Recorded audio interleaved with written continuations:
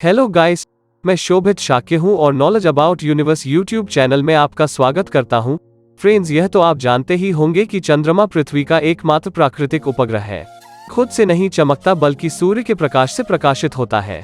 चांद पर अब तक 12 लोग कदम रख चुके हैं, ये भी आपको पता ही होगा। लेकिन क्या कभी आपने सोचा है कि जिस चांद के बारे में हम इतना कुछ जानते हैं, अगर वो नहीं होता तो क्या होता? तो चलिए जानते हैं कि अगर चांद नहीं होता तो पृथ्वी पर इसका क्या असर पड़ता।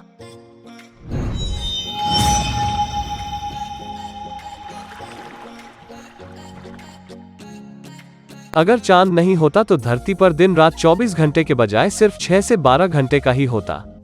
एक साल में 365 दिन नहीं बल्कि 1000 से 1400 के आसपास दिन होते।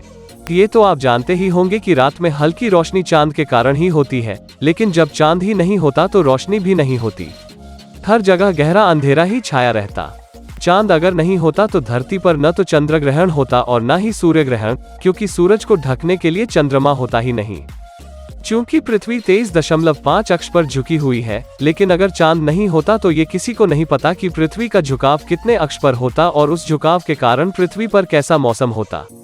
वैज्ञानिकों की माने तो अगर चांद नहीं होता तो शायद पृथ्वी पर मानव जाति का उदय भी नहीं हुआ होता, क्योंकि समुद्रों में ज्वार भाटा ही नहीं आता, जिससे जमीन और समुद्री जल के बीच पोषक तत्वों के आदान प्रदान की प्रक्रिया धीरे हो जाती और धरती पर मानव जाति होती भी या नहीं, ये कहना मुश्किल है। पृथ्वी के विपरीत चंद्रमा के पास न तो अपना वायुमंडल है और न ही अपना चुंबकीय क्षेत्र।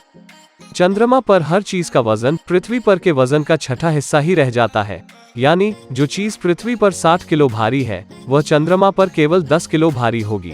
कुछ ऐसी वैज्ञानिक अवधारणाएं भी हैं जो कहती हैं कि यदि चंद्रमा नहीं होता तो पृथ्वी पर मानव जाति का अभी तक उदय भी नहीं हुआ होता, यानी विकासवाद अभी बंदरों और जानवरों तक ही पहुंच पाया होता।